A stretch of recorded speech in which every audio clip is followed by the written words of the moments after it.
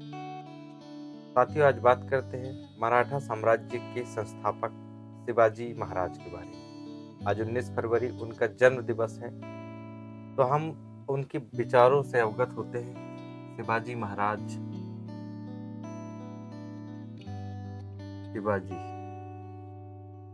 शिवाजी का जन्म हुआ था 19 फरवरी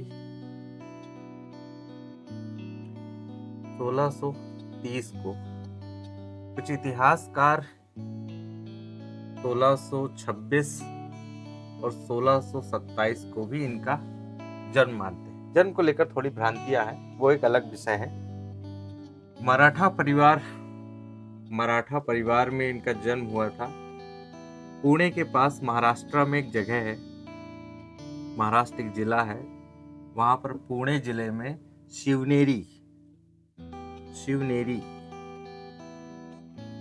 शिवनेरी गांव में इनका जन्म हुआ था। इनके पिता का नाम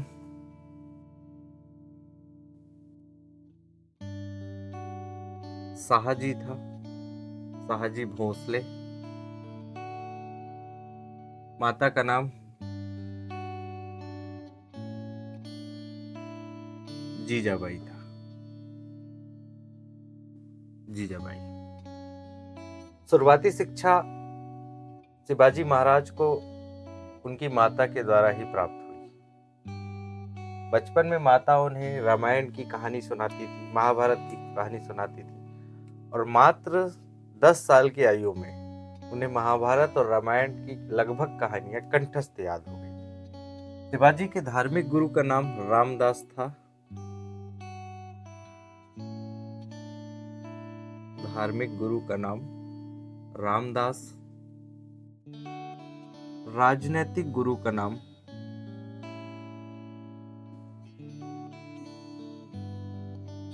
गुरु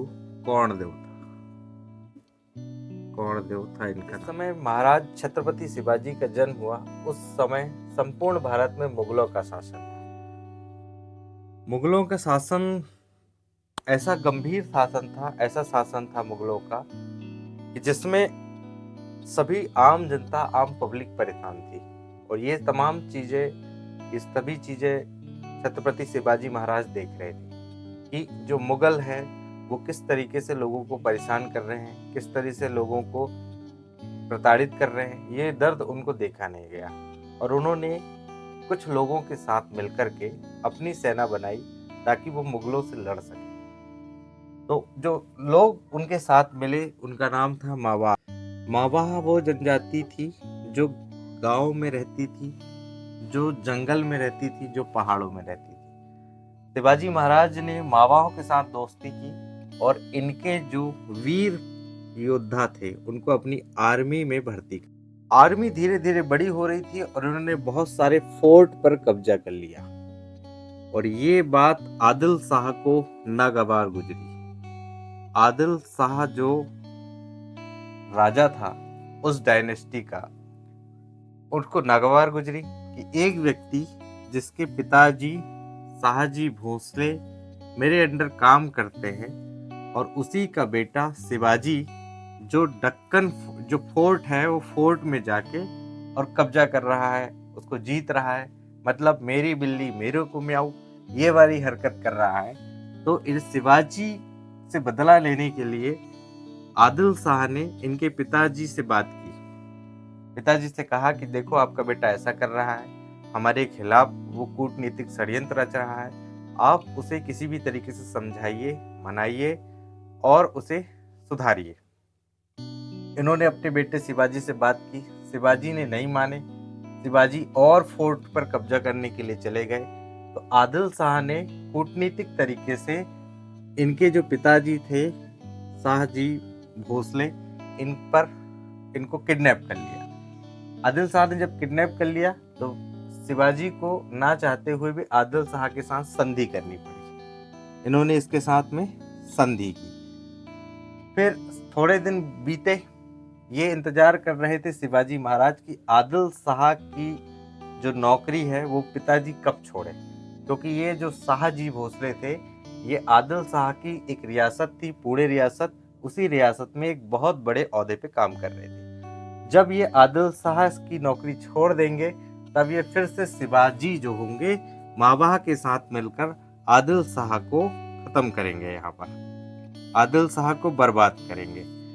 ये जो थे इनकी कूटनीतिक षड्यंत्र के खिलाफ एक सोची समझी साजिश रणनीति थी और उसमें शिवाजी महाराज पूरी तरीके से कामयाब भी हो गए। इनकी बहुत सारी आदिल शाह की बहुत सारी फोर्टों को, बहुत सारे किलों को जीत लिया। आदिल शाह घबराने लगा शिवाजी की विजय देखते हुए। विजय जो शिवाजी महाराज हैं ये सभी तरीके से और जनता के प्रति लोकप्रिय हो रहे हैं, उनके जो फोर्ट है उन पे कब्जा कर रहे हैं। तो आदिल शाह ने एक व्यक्ति को पहुंचाया जिसका नाम था अफजल खान। अफजल खान के बारे में मैं बता दूं कि इसकी हाइट लगभग 6.5 फीट थी, मतलब 6.5 फीट के लगभग ये आदमी था और खूंखार भैंस की तरह दिखता था।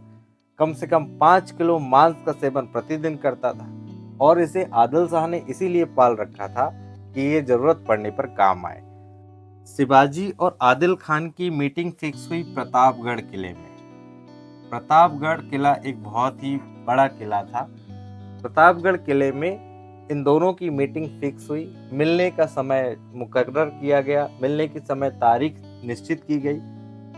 अब शिवाजी महाराज प्रतापगढ़ किले पहुंचेंगे और अफजल खां जो है वो प्रतापगढ़ किले आएंगे और इन आदिल शाह ने ये तय करके रखा था कि किसी भी तरीके से शिवाजी की हत्या प्रतापगढ़ में कर दी जाए, इनके बढ़ते वर्चस्व को खत्म कर दिया जाए।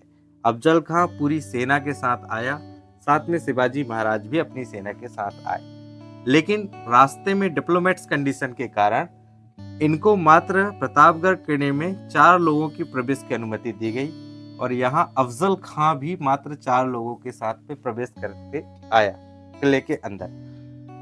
जब ये सूचना शिवाजी महाराज के सैनिकों को लगी कि मात्र 4 लोगों को ही अंदर बुलाया गया है, बाकी लोगों को बाहर ही या बाकी सेना को बाहर ही रख दिया गया, ऐसा निर्णय आया है अफजल खां के द्वारा, तो इन्होंने जो इनके मुस्लिम एक सलाहकार थे, शिवाजी महाराज के मुस्लिम सलाहकार थे, सेनापति थे, उन्होंने कहा कि महाराज ऐसा करिए, हो सकता है इनकी कूटनीतिक चाल हो आपके मारने की, तो एक काम करिए आप कि आप बाघ नख जो होते हैं नाखून में छुपा करके ले जाइए, जिससे अगर आप पे हमला होता है या किसी तरीके की चालाकी होती है तो आप उसका इस्तेमाल कर सकते हैं समय रहते।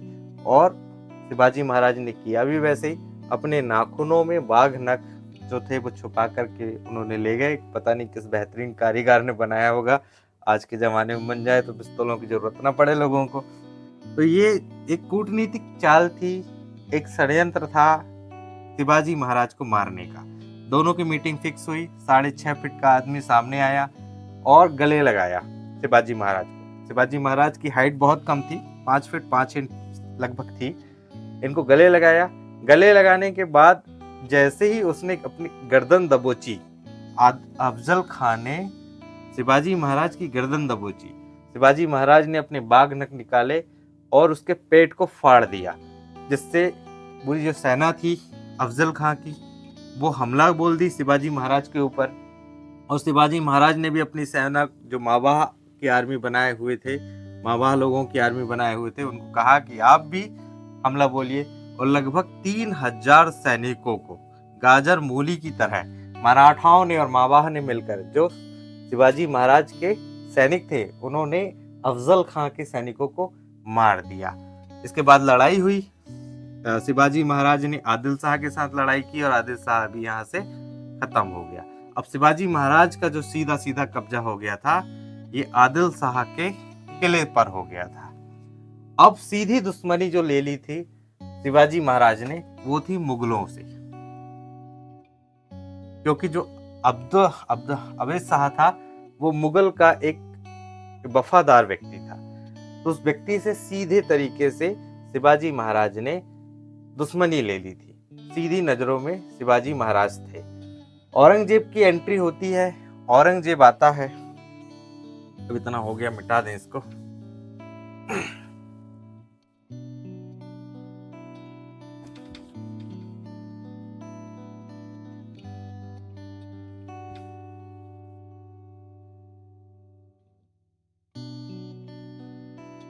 एक तरफ शिवाजी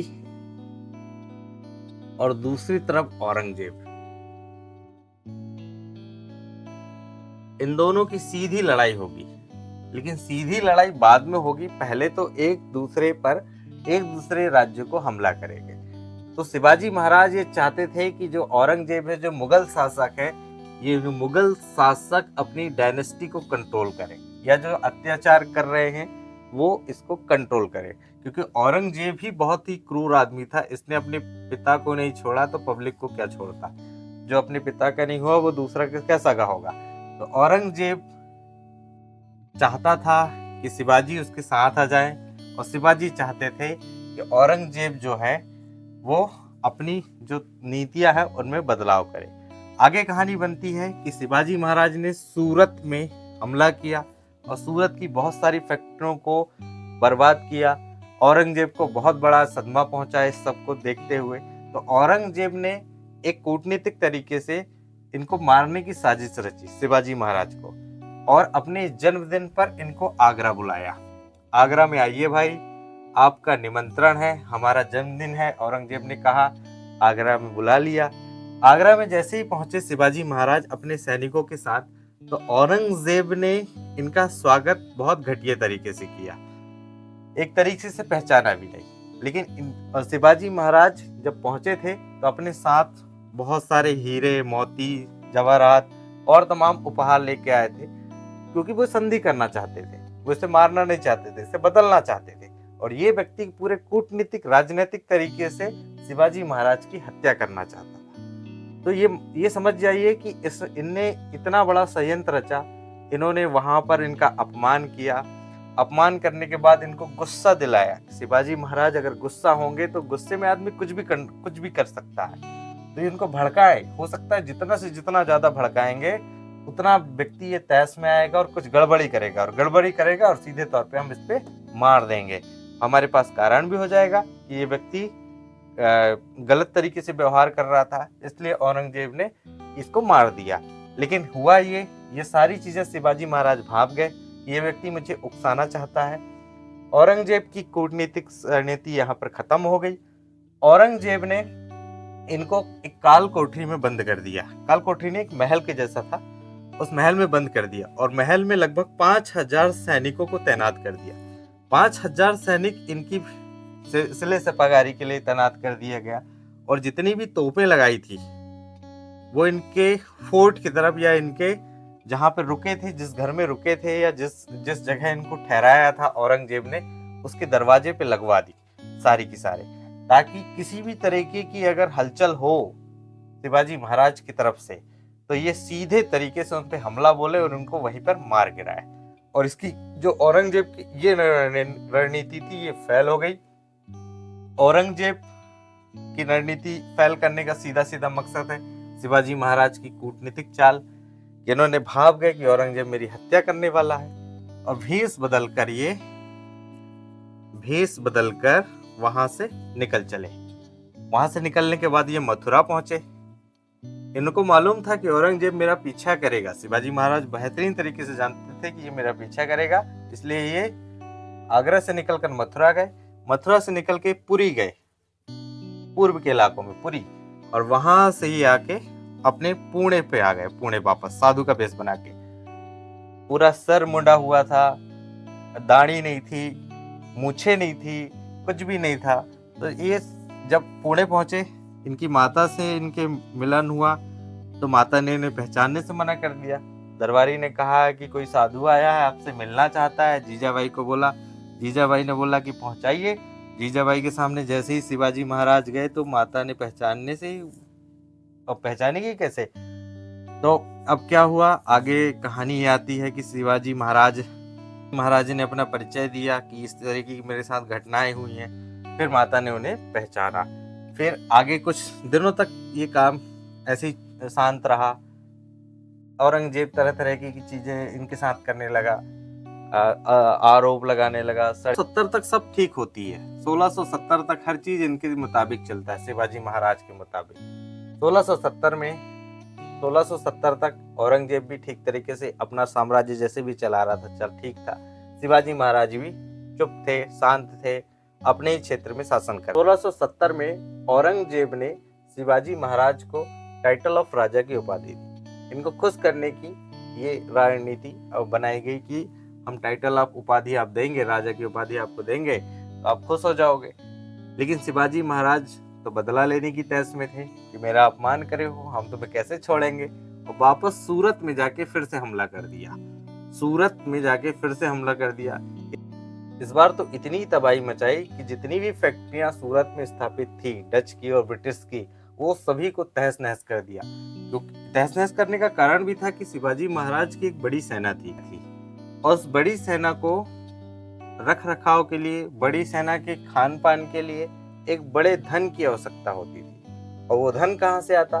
इन्होंने इसलिए शिवाजी महाराज ने सूरत में आक्रमण किया था, औरंगजेब को कमजोर किया जाए और अपना काम चल जाए, अपना राशन पानी चल जाए, अपने सैनिक खा पाए। आगे कहानी आती है कि 6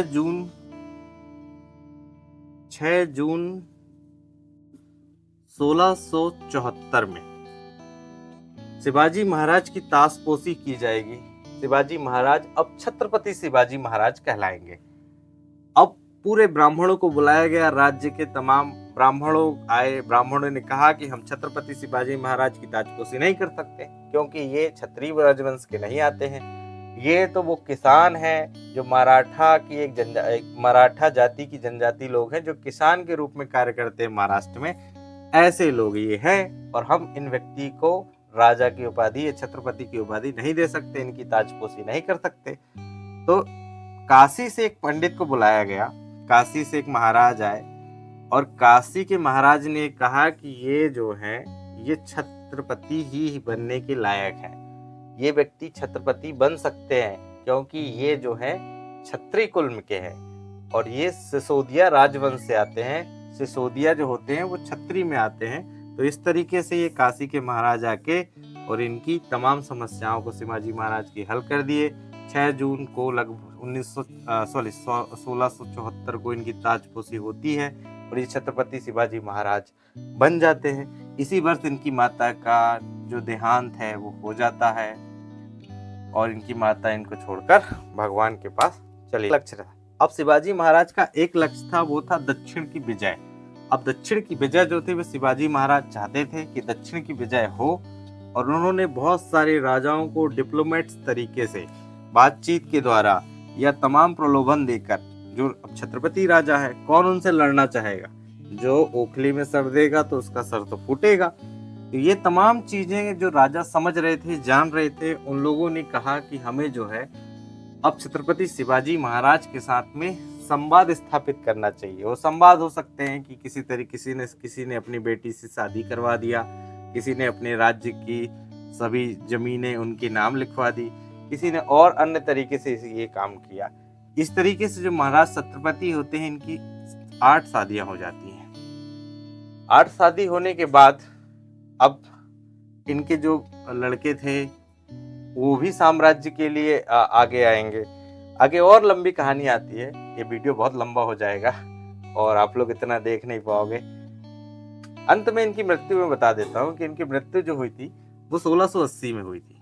1680 में इनकी मृत्यु हुई और मृत्यु का कारण ये था कि इनके जब वर्चस्व बढ़ने लगा शिवाजी महाराज का, तो इनके जो अपने लोग थे, इनके करीबी लोग थे, इनके जो सिपाही लोग थे, इनके जो मंत्री लोग थे और इनकी स्वयं एक पत्नी जो दूसरी पत्नी थी इनकी, वो तक जलने लगी इनसे। और इनकी जलन के कारण ही इनको कहते हैं, अब कोई बताता है कि फीवर से मर गए, इतिहास में ऐसा लिखा है कि उनको मलेरिया हो गया, कोई बोलता है टाइफाइड हो गया, किसी इतिहासकार ने लिखा है कि उनको उल्टियां हुई, खून की उल्टियां, और वो मर गए। और रियल बात ये थी कि ये सब जल रहे थे इनसे और इनको जहर दे दिया गया, पॉइजन पिला दिया गया इनके लोगों के द्वारा और इनकी डेथ हो जाती है 1680 को। एक महान शख्स जिन्होंने हमें यह सिखाया कि इस डायनेस्टी को कैसे संप्रभुत्व किया जाए, नहीं है, no doubt that is as a Hindu. तो हिंदू तो थे ही थे, हिंदू पर भी वो पूरी तरीके से ध्यान देते थे और जो मुस्लिम वर्ग था उन पर भी वो विशेष ध्यान देते थे। मुस्लिम वर्ग को कभी इन्होंने प्रताड़ित नहीं किया। उनकी बहू बेटियों को, उनके मस्जिदों को, इवन उनकी मस्जिदें और तमाम उनकी यात्रा भत्ताएं वो अपने राज्य की खजाने से व्यय करते थे। तो एक सेकुलरिज्म का पाठ पढ़ा के गए। आज के राजनीतिक पार्टी के वो तमाम लोग जो हमें गंदी राजनीति सिखाते हैं, आने वाली पीढ़ी को एक गंदी राजनीति देना चाहते हैं, वो क्या जानेंगे शिवाजी महाराज के बारे में? आधा अधूरा इतिहास, वो भी गलत तरीके से पढ़ के, गलत तरीके से समाज को पढ़ा के क्या साबित करना चाहते हैं? ये सब चीजें थी, कोई बात नहीं। नेक्स्ट वीडियो में मिलते हैं, कुछ बहुत बेहतरीन टॉपिक के साथ बात करेंगे। जय हिंद, जय भारत।